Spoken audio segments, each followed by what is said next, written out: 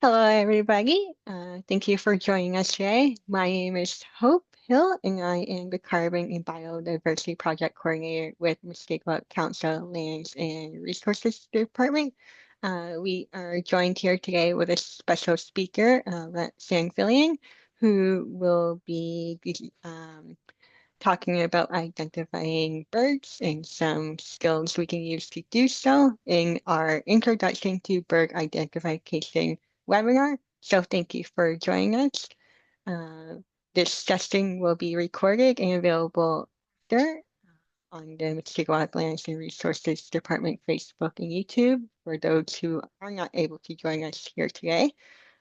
This session will also have a question and answer period at the end of the presentation. So feel free to put your questions in the chat or raise your hand when that time comes. But with that, I will pass it on to Roxane to get us started.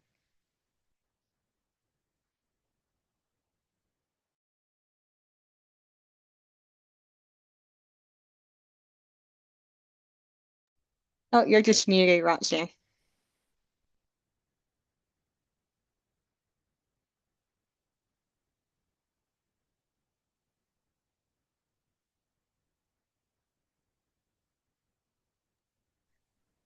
Hi, everyone. Can you hear me now? Yeah, Okay, perfect. Um, can you all see my screen? yeah, looks good. Okay. Um, thank you so much for inviting me here today to talk about birds. Um, I was born in Moonbeam and I now live in Timmins for 22 years. I love Northern Ontario. And about 15 years ago, I started paying attention to birds and really looking in binoculars and buying bird guides and learning about them. And eventually started volunteering for bird monitoring projects such as Christmas bird counts, eBird, Bird Canada's owl surveys, and I'm currently the volunteer coordinator for the region of Timmins for the Ontario Breeding Bird Atlas. Um, so I'm very happy to be here today. Thanks for inviting me.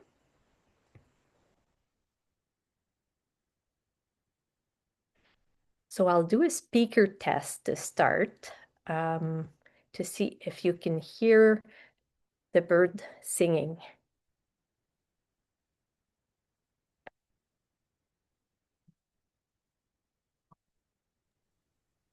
Everyone heard that?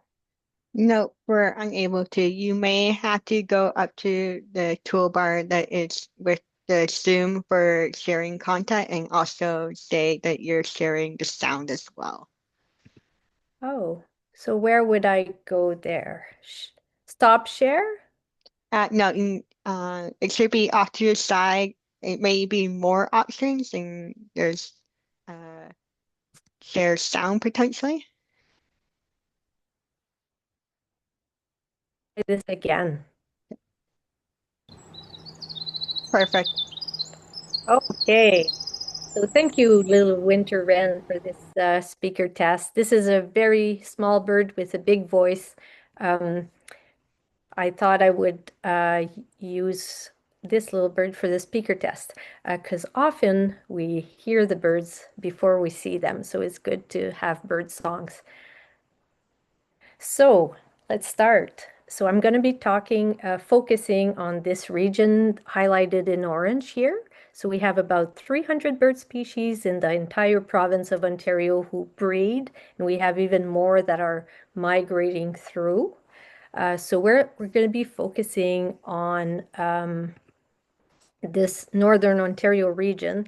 So the region we're going to talk about is, I think, where most folks here are living right now.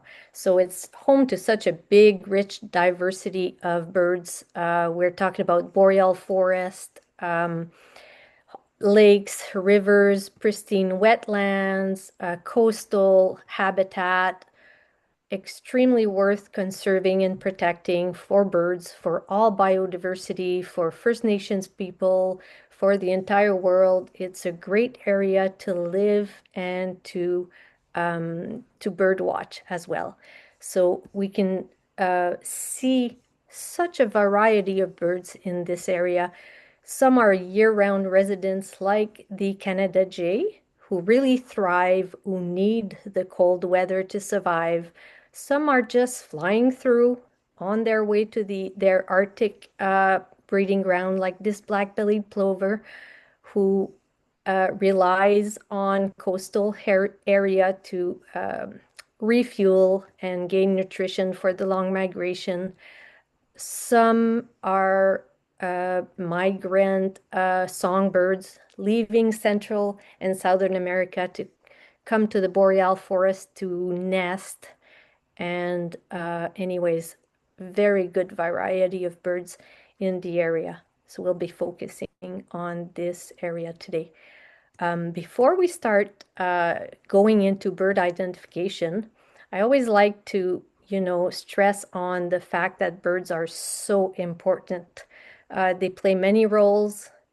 They are scavengers. They are food base for other species, for humans too. They are great indicators of the health of our environment. They are so important for culture, music, learning. They are the music of our forest. They are pollinators. They are seed dispersers. And they are also excellent at controlling pests and insects. Like this evening grosbeak right here, who main diet in summer is the spruce budworm. And we know spruce budworm is one of the insect in our forests, but that humans like to control. But this is a natural controller of the spruce budworm. And sadly, the population trend for the evening grosbeak is largely decreasing. So birds play so many roles, just like all of biodiversity. So, they're cute, they're colorful, but they're also so important. So how are birds doing? I know you can't read the small prints, but I'll just talk about this slide that's very important to start with. The State of Canada's birds came out in 2024. Um, and it tells us that birds aren't doing all that well. It shows us that the families of birds that are declining, uh, most importantly, the Arctic bird, the long distance migrants, the shorebirds, the aerial insectivores like the swallows, the grassland birds, and some forest birds like the evening grosbeak as well, they all show some declines. So that's a cause for concern. And also, there are lots of birds who are data deficient. And this is where bird watchers come in. Um, so for 54 species in Canada, there aren't enough, information to know if they're not doing good or not. So in 2025, we're in a time where species at risk protection is in danger and habitats can be destroyed in the name of development. So bird watching for me personally is a way to listen to nature, and being a volunteer with bird monitoring project is a way to be a small part of the voice that says these species are here and they matter. So when we contribute our sightings, that's what we do. So monitoring birds is like a way to help. So to start with bird identification, I think if I had one tip for someone who wants to identify birds is to spend a lot of quiet times in different habitats, and it's entirely related to the amount of time you spend with birds. So listen to bird calls, songs, look at every bird through binoculars, get to know the common birds around you. They are all fascinating. So I can't cover every bird species because we would need 2 weeks, but I'll go over a few of the birds and a few tips of what to focus on. So the first bird, I'll come back to this bird later, but I just want to say to start, we all often only have a few seconds to look at a bird and identify it. So what should we focus on when we are faced with this little bird here? We want to look at the general size and shape. We want to look at the plumage color and pattern. The bill shape and length is very important to know which family of bird it is. We want to look at the habitat. It tells us a lot about the birds. We want to know the behavior. Is he probing the ground? Is he catching insect? Is he hovering? Behavior tells us a lot about the bird family. Any other features that stand out? Does he have an eye ring, facial pattern, wing bars, leg color, all that? And if we can hear the song and call, that's also a very good thing to note. So the first tool, so these are all stuff we really, with experience, know how to focus on these for each bird. If there is one tool I would recommend is a good pair of binoculars, because then you can really see the features of the bird. I say 8x42 is a good pair of binoculars for bird watching. You can also go with 742, 1045, but the first number is the magnification, and the second is the field of view and how much light will be in your view. So you look at a little bird like that, it'll move fast, it'll be camouflaged, and let's put our binoculars on it. So with binoculars, you can see that it's a Canada warbler, a species of special concern, according to the Committee on the Status of Endangered Wildlife in Canada. So good pair of binoculars is one of the tools that really make a difference. The first thing to do is to ask yourself, what family is the birds belong to? So the bird's behavior, what it's doing, the bill shape, the habitat, they can all tell us a lot about the bird's family. For example, does the bird have a big bill like this pine grosbeak to crack seeds? Or cones, then we can say it's probably in the finch family then, like the pine grosbeak is. Or does it have a bill that can tear meat or catch prey like this broadwing hawk? And the behavior, like this little flycatcher there, it'll perch and then it'll catch fly as they fly towards him. So the behavior tells us a lot about the bird family. So there is a resource I want to share here. It's called the Cornell Lab All About Birds. They have a website. It's free. It's a bird guide, and you can click on a family and have a list of possible birds. So the first thing to do is when you think you know the family, you can see a list of candidates in that family. So that's a really good resource. So the first thing is to notice all the points that, you know, the shape, the size, the behavior, the features. Which family does the bird belong to? And once you know, and you think, I think this is a shorebird, then you can check your bird books for possible candidates, making sure you check the male-female plumage. They might be different. The adult and immature plumage, the breeding, non-breeding plumage. Then when you see the list of possible candidates, you check the range maps to see if they're in your area. And then you check if there are similar birds to, to compare and what features set them apart. So we're going to start with this one. The first bird I showed you, we're going to watch it for a few seconds.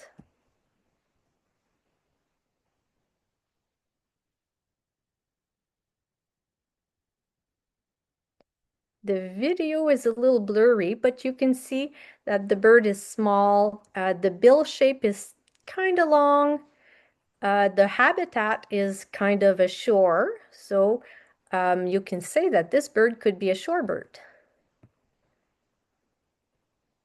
And now I open my favorite book, The Sibley's Guide to Bird. You can have other guides as well, but as soon as I know it's a shorebird, I open the book and see a list of possible shorebirds, and then I can pinpoint, oh, it really looks like this one. I can see which one are similar and I'll have to like make sure it's not those ones. So I go to the page. Now this book is one of the resources I recommend because they have range map and all sorts of plumage. It also comes in an app. It's called the Sibley's Guide to Birds app. So this is the page of our bird. It was a least sandpiper, one of the smallest shorebirds. And one of the things I love about this resource is you have different plumage in different month and also the range maps. So I saw this bird in Timmins in May right here. So it was during the migration. And now I can see that it's gone to nest up in the James Bay and Hudson Bay or even further north. Next bird. What species is this? So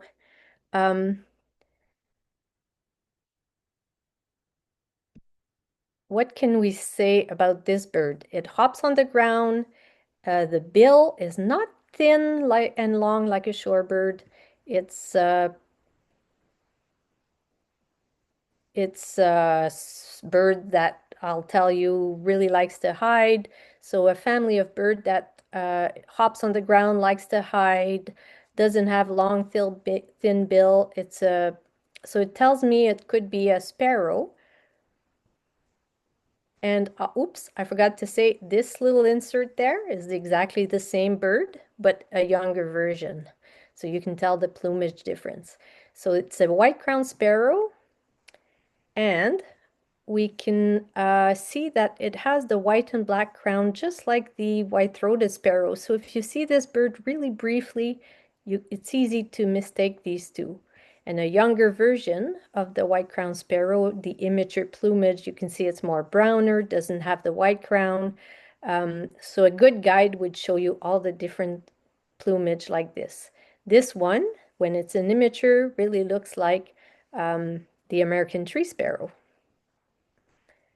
So the app is a good resource because it has a little button here that says that will compare similar species. So the two species will appear next to each other and then you can identify them.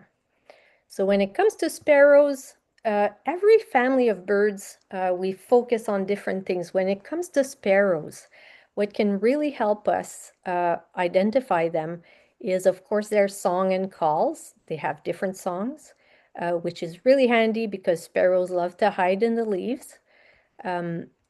These two are super similar. So what I would focus on is the stripes. We can see the thicker stripes here, thinner stripes here. In all species of sparrows, it's good to look at the facial pattern, the crown, the eye ring. Sometimes the bill is a different color as well, the chest and side markings, and that helps in the sparrow. And if you guessed, song sparrow and Lincoln sparrow, pretty good because they are very close. We'll move on to the next bird and try to see which family this bird is.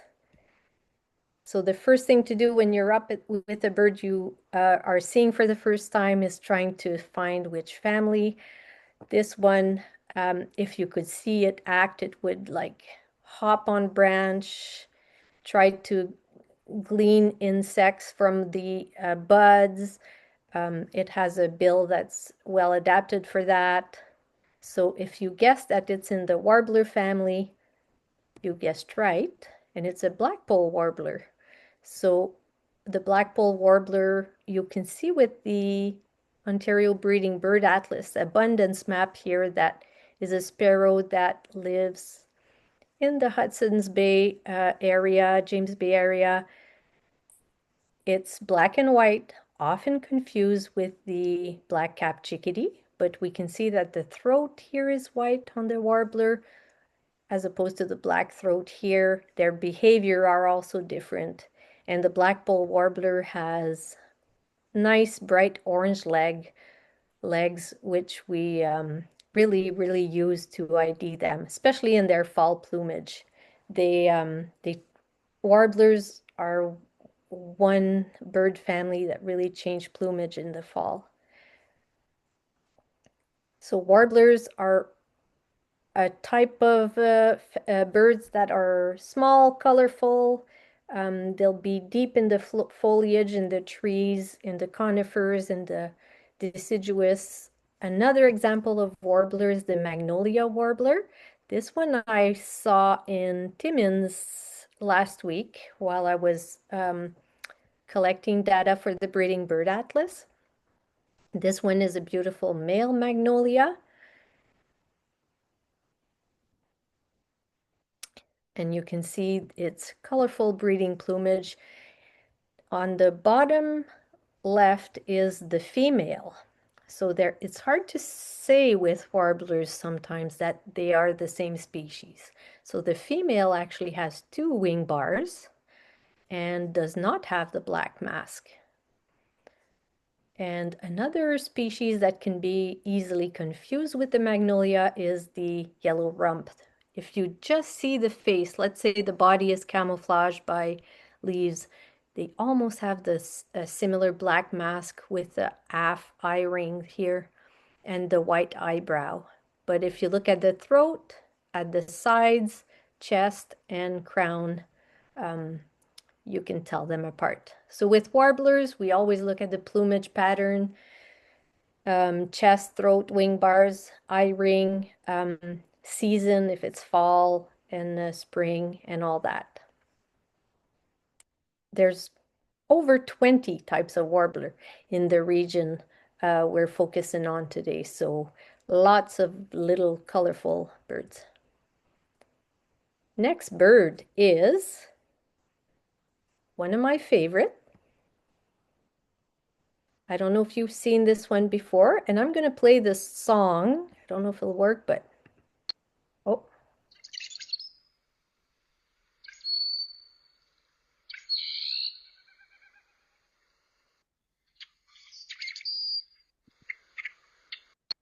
okay. So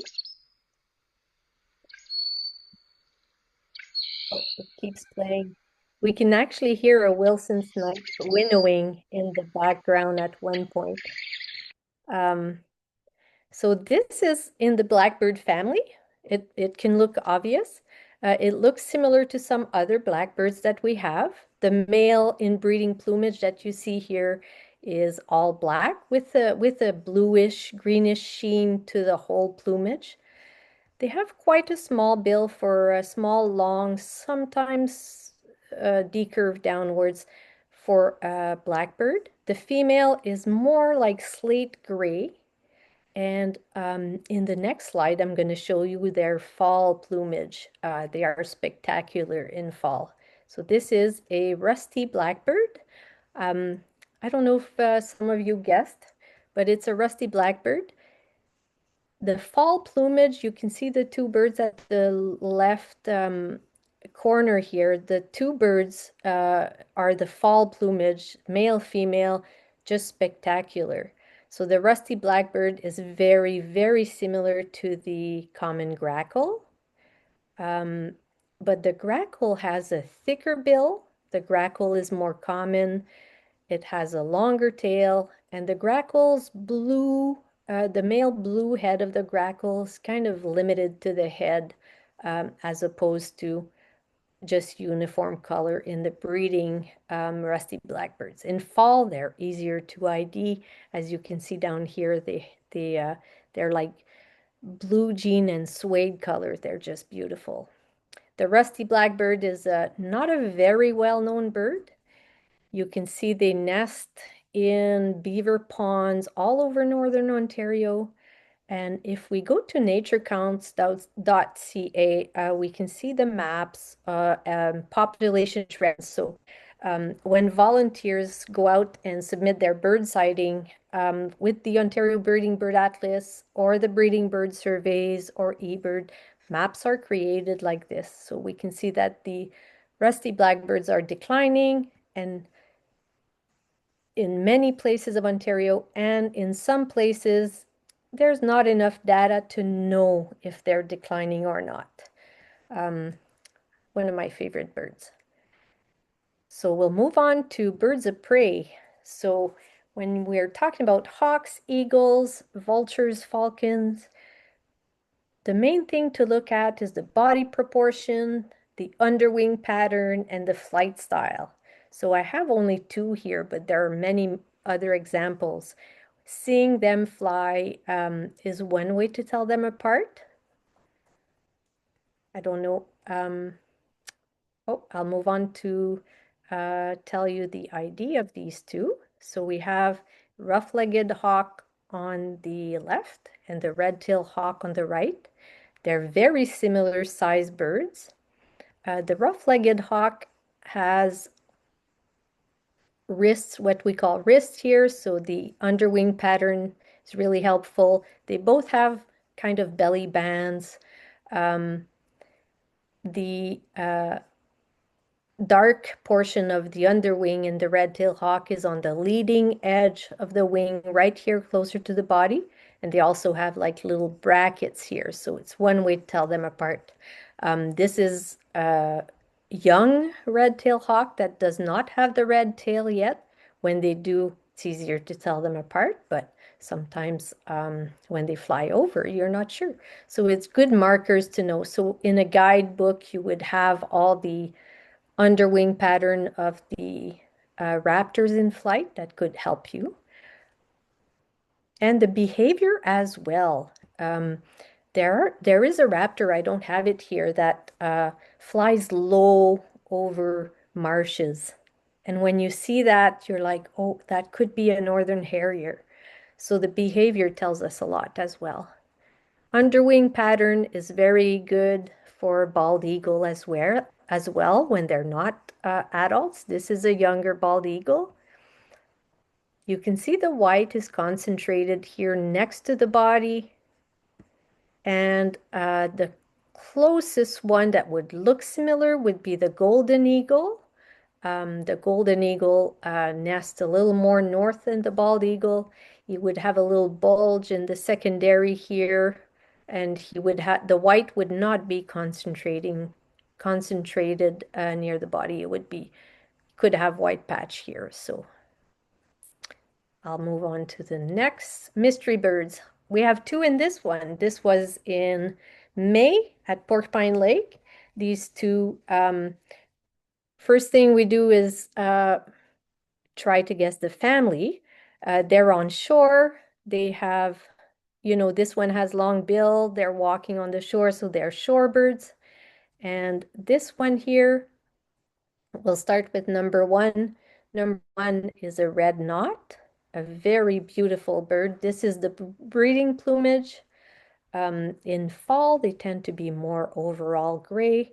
So the red knot is a species that is declining a lot, and it's one of the species we're worried about. They nest in the Arctic here, but they stop over James Bay and Hudson's Bay lowland here, shore area, and it's a very, very important stop for them during their migration. So the red knot, a similar species that in the breeding plumage has a similar color is the short-billed dowitcher.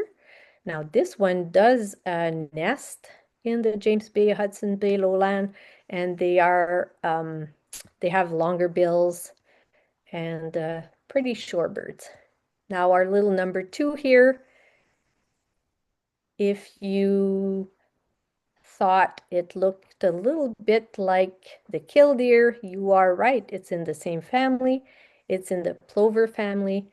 It's a semi-palmated plover. They're much smaller than the killdeers. They have a little bit of orange on the bill, shorter bill, longer, not longer, but orange legs. The killdeer is bigger and has two breast lines here, two breast rings. The semi-palmated plover just has one. They also have different breeding range, like we can see in the Sibley's Guide to Bird. This little semi-palmated plover nests up north.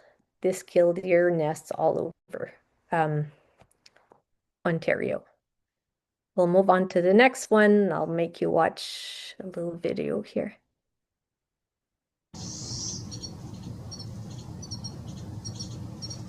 It is possible that the video doesn't work because the internet seems to be slow, but I think you can see that the bird is reaching inside the cone to extract seeds.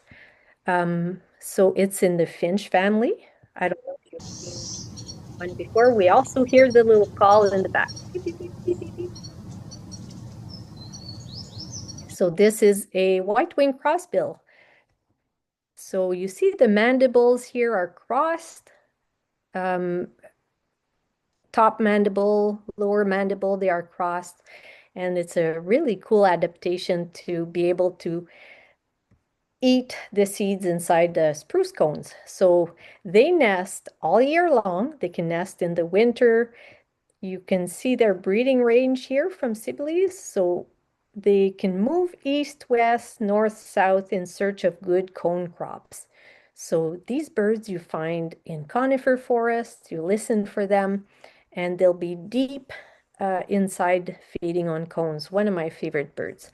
The female you can see up here is browner. It's not as red, and I love this bird. So swallows now, swallows. We have in the region we're focusing on, we have four types of swallows, and they are very different in the way they nest. We have one that construct a cup, one a mud uh, on the top of structures, and then one can nest into trees, and one can nest into sandbanks. So these four swallows are the barn swallow, cliff swallow, tree swallow, and bank swallow. So swallows are declining, 43% decline in Canada, I think, since the 70s. So they're important. They rely on insects and they all make different nests. So you see the tree swallow is in a tree here. That's one of the records we found during the Breeding Bird Atlas near Timmins, but he can also nest, the bird can also nest into nest box. I'm sure you know.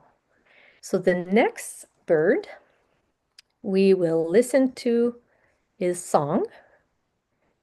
So these birds usually walk on the ground with an upright posture and hide into thick forest habitat. They have magical song.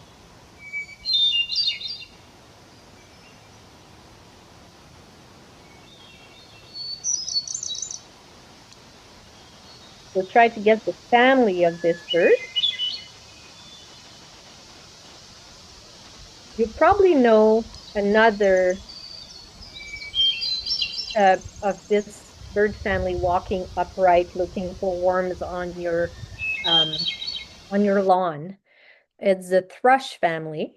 So what you heard right now is a hermit thrush that I videoed along a trail near my house here in South Porcupine.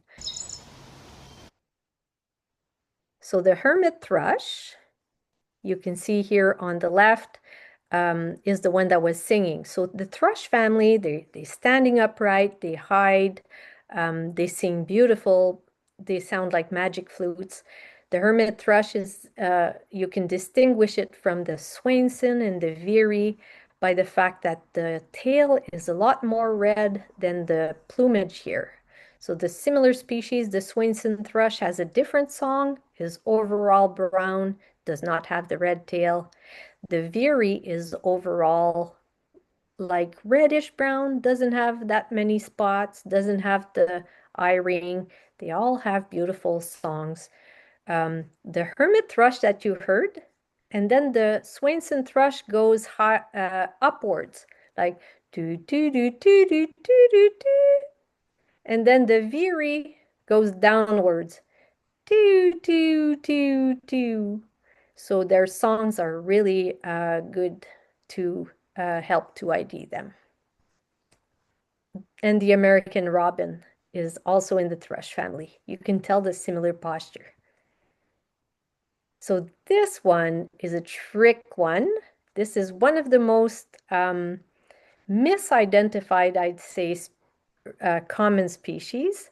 A lot of people say it's a sparrow with good reason because it looks like a sparrow, but it is the female of the red-winged blackbird. So it's smaller, it's got spots, it's brown, it's very different, but you can tell that the bill is pointy. So that gives us a clue that it's not a sparrow, it's longer and pointy. So the female red-winged blackbird, of course, the male, is very easy to identify because he wears his name, right? The red-winged blackbird. Um, so that's one of the most misidentified birds. So I'm now going to move on to a few resources, and then I'll take questions. So the first resource that is really cool to use is Merlin app. So if you're out there and you see a bird and you're not sure what it is, you can use the Merlin app three ways. So the first way is a step-by-step. You can write what was the size of the bird that you saw, what were the main colors, and then it'll even say what was the bird doing. So you'll click on the behavior. It was perched on a tree or so on. And then it'll give you a list of possible birds. So that's really cool. The other way, you can take a photo with your phone and it'll give you a list of possible birds in your photo. And the third way is by sound ID. So if I'm out in the field and I click on this green sound button, it'll try to analyze which birds are singing. And I did it here and I took a video. I don't know if it'll work, but I'll press play. So, so this is my actual phone outside when I'm listening to birds. And I don't know if you can see, but they light up in yellow when the bird is singing. So it helps me learn. Of course, it's not always accurate. Sometimes it'll suggest birds um, that are not the one that's singing, but it's pretty good at giving us suggestions of which birds it could be singing. Um, so the Merlin app is a really good tool to use. So in this one, we're hearing American redstart. This was in South Porcupine, so we were actually hearing a gray catbird as well, and I saw it. So it's always good to confirm with sighting. If it suggests a bird that you're not sure, you try to find it, and it's really a fun tool to use. The other resource that I really like to use is eBird Canada for two reasons. One, you can contribute your sightings, and it really helps map the birds and know more about the birds. But I also like to use it as a learning tool to explore the bird sighting around me, get an idea of when birds arrive in my area. So you can go to your region and click on illustrated checklist, and you'll see um, when that bird arrives in your area, when you're most likely to see it, and you can also see pictures and sounds, and it's a really good tool. It's pretty easy to create an account and contribute your bird sightings as well, and you don't have to be worried about being able to identify all the birds because there are reviewers that will contact you and help you navigate through it all. And even if you just want to, submit a few common birds, it's good. The next resource is really cool project, the birdsontario.org. You can access the Ontario Breeding Bird Atlas. So in 81 and in 2001, there was a 5-year project, the first and second atlas. We're currently working on the third Ontario Breeding Bird Atlas. So it's a really cool project that are monitoring how bird populations are doing, how breeding bird populations are doing. So the data collected now until the end of 2025 will be compared to the first two atlas, and we can better help, we can have more knowledge on how to help birds. This resource is also great to have a detailed account of all the breeding species. So if you go to this website and you go to Atlas 2 book, you can have good account, breeding maps, up-to-date population trends and all that. And there is still 3 weeks in the peak breeding season you can contribute to your sightings. And I'll put my contact in the next slide. So if you want to help and contribute, you can do that too. And Plenty Canada had also, with the Breeding Bird Atlas, a project called the Two-Eyed Seeing Bird Knowledge Project, which really brought together Indigenous knowledge and people and bird survey volunteers for the Breeding Bird Atlas. And I know a lot of communities has participated in these projects. And I also have a list of all the resources and website and what to contact that I can leave with Hope. So if you want more information on those, feel free to ask Hope or email timmonsbirds@gmail.com. For the list of all the resource I talked about today, but also if you have any questions about a bird you see in Northern Ontario, you can always contact me at this email, and I always love to help. So thank you. I will stop my share so I can answer some questions.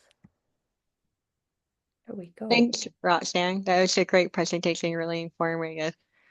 Yeah, we can open it up to any questions.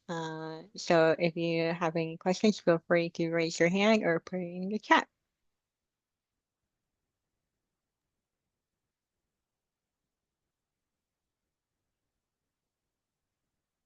Go ahead, James. All right, Roxanne. I kind of have a general question, I guess, for Roxanne.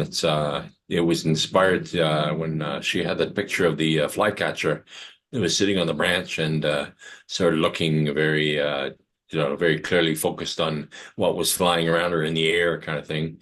And I thought, there's so many examples. I'm kind of like a general biologist, I guess, but there's a lot of examples of animals using sort of luring their prey, you know. I think animals do it all kinds of different ways. And I thought, is there any way that birds do that? Does the flycatcher sit there and emit some kind of lots of carbon dioxide or some kind of high temperature or some little noise that attracts females or males or whatever insects? Can you answer that one? Wow, that's a good one. I know there has been studies of crows and some herons in other countries that I've seen that use tool to lure, aquatic or tools to reach. But if I look at Ontario, I don't know of any flycatchers that use behavior, but that certainly would be a really cool thing to study. I know that the sapsucker can lure flies by, pecking at little holes, and then the sap will flow, attract the insects and flies, and then birds can eat that. So in a way, it's really a smart tool he uses to attract flies. Yeah, that's a good question.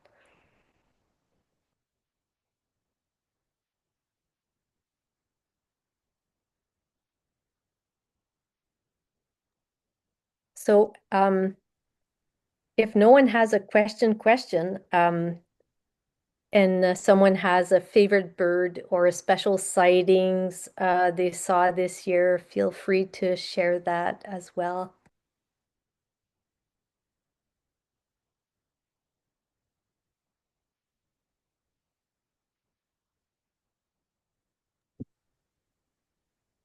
Yeah, I don't know. The birding was so good this spring before the leaves came out.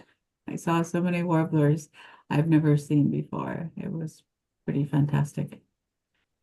That was just in South Port Define down here by Timmins, but I know in the winter, oh yeah, there's one. Oh, Scarlet Tanager and Peonic last year. Holy moly. Amazing, David. Just saw that in the chat. Yeah. Um, but Jim and two other coworkers saw a lot of great gray owls on the James Bay Winter Road this year. And that was pretty spectacular. Yeah. So yeah, there's often amazing sights in the region. That is so true. I remember when I started birding and people would see me with binoculars and ask, like, what are you doing? There were not a lot of bird watchers, and when I said I'm looking for birds, they would always say, well, birds are down south. We don't have birds here. Sometimes there's the idea that birds are better elsewhere, but in Northern Ontario, it's really hard to beat. We have such a good diversity. And like David saw a scarlet tanager in Peawanuck. That is amazing. Um, when I talked about range map and seeing if the birds is in the birds you're suspecting are in your area, there are always some that go past their area, like in Peawanuck, this scarlet tanager. That's not its regular range, but it's probably was migrating and continued on, and you see that a lot in Moose Factory and all along the coast. Birds that are supposed to stop at their range, but they continue on. So there's always surprise like that. Um, and yes, spring is wonderful when the leaves aren't out yet. I would say my favorite time to bird is April when the snow goes and the first species arrives. So April and May are fantastic. September and October as well. Um, but I also love winter birdings because birds that are out here in Northern Ontario in winter are so tough, they're so resilient. And if you really look, we have lots of species that, really survive our winters. So it's always interesting. I have one question. I had another question. It was Roxanne, can you give us like what's a quick list? I imagine it's fairly short of the invasive bird species. Like we see pigeons and starlings are invasives. What else do we get that's an invasive species? Yeah, we have birds that are that were not here, centuries ago that were brought in by humans, like the European starling in the early 1900s, and the European starling, and it really expanding in Northern Ontario. There is you mentioned the rock pigeon as well. Um, the house sparrow is another one. So these three are not, not native to North America, but are here and are expanding. Um, not just because humans brought them here. I'm sure there are more, but these are the three that I think about in Northern Ontario. Um, mhm. Thanks.